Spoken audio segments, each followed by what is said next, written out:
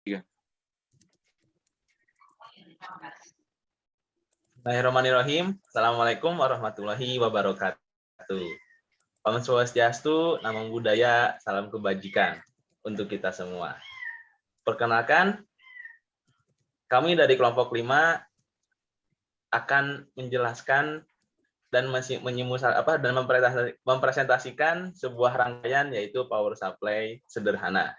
Nah, rangkaian ini dari mata kuliah Praktikum Elektronika Analog dengan dosen yaitu Pak Hidayat Nur Isnianto, STMN, dan juga para asisten dosennya yaitu Mas Hilmi Rahmansyah Baskoro dan juga Mas Syauki Tanzil.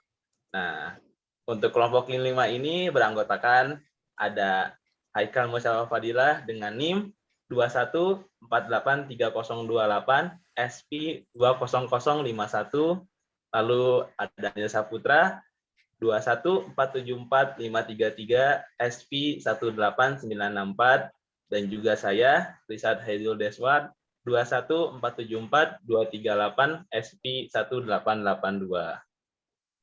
Nah, di sini kita akan menjelaskan sebuah rangkaian yaitu power supply DC. Nah, kita akan membuat sebuah rangkaian power supply sederhana yang mana kita tahu power supply itu adalah adaptor yang mana mengubah dari AC ke DC. Nah, mengapa kita harus memakai power supply? Karena semua arus listrik yang dikirimkan oleh PLN berupa AC.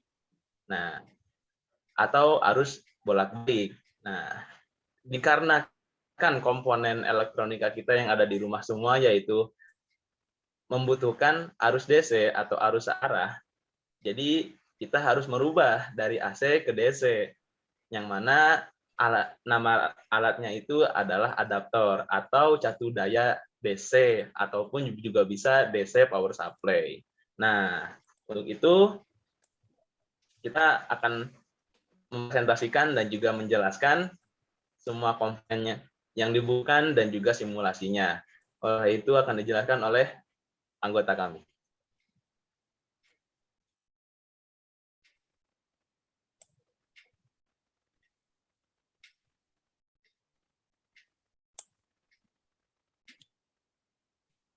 Oke, jadi selanjutnya saya akan menjelaskan beberapa komponen ini kan. Jadi pertama pada bagian paling kiri terdapat sebuah komponen yang bernama V-Sign.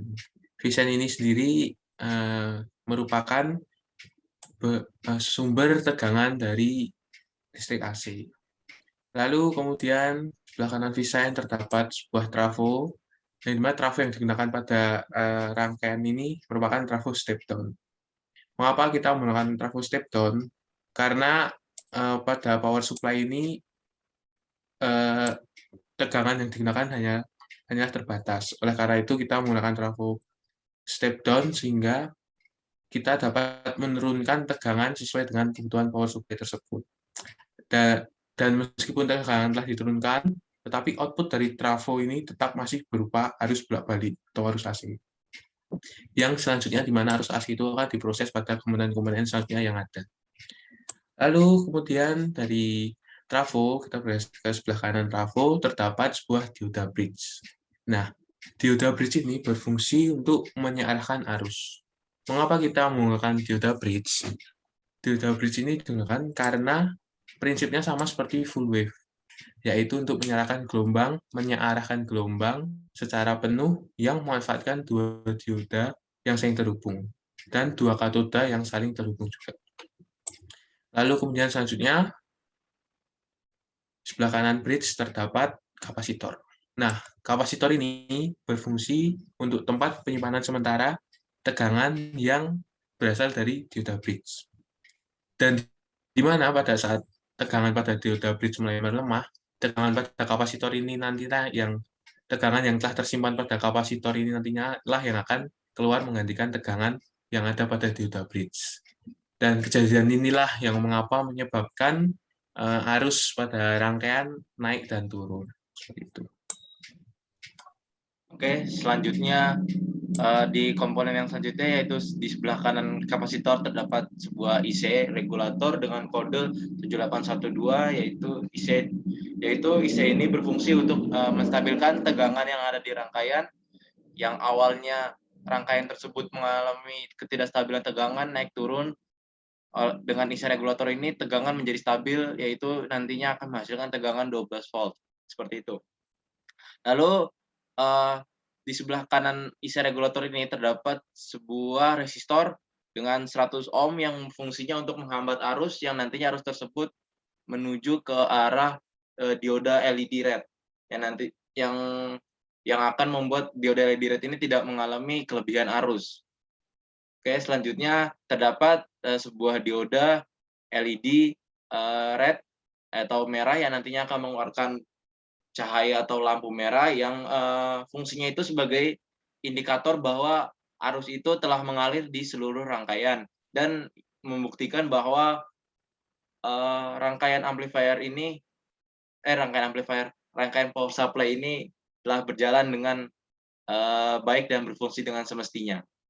Oke, selanjutnya jika disimulasikan, maka seperti yang dapat dilihat, dioda LED red-nya berwarna merah, lalu kemudian output-nya, tegangan output akan menghasilkan 12 volt, yang mana sesuai dengan yang dirancang, yaitu power supply dengan tegangan output-nya 12 volt. Oke, selanjutnya jika kita lihat osiloskopnya, sinyal pada osiloskop, kita dapat melihat ketika yang berada di input sinyal B, yaitu ketika gelombang pada arus belum disearahkan dengan penuh, kita dapat lihat gelombang masih berbentuk seperti sinus, yaitu bolak-balik. Kemudian pada input C, yaitu gelombang sudah diarahkan penuh oleh dioda Fulbright dan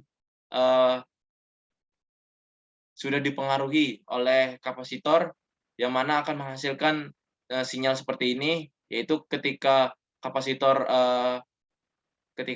menyimpan, maka akan terjadi penurunan muatan. Lalu ketika kapasitor mengeluarkan muatannya, maka akan terjadi lonjakan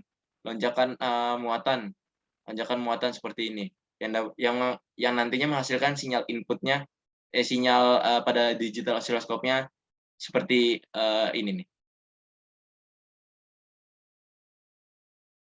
Sudah.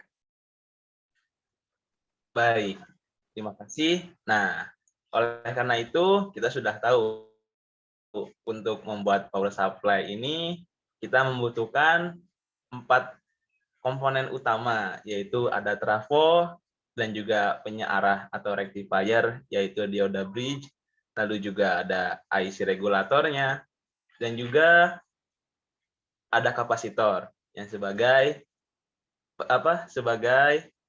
penyimpan arus. Nah, untuk itu seperti tadi sudah disimulasikan, karena ini menggunakan trafo step down, maka sinyal yang akan keluar akan berbentuk seperti yang tadi juga.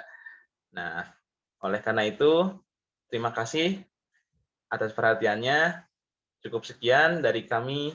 Wassalamualaikum warahmatullahi wabarakatuh. Om Swastiastu, Namo Buddhaya, salam kebajikan.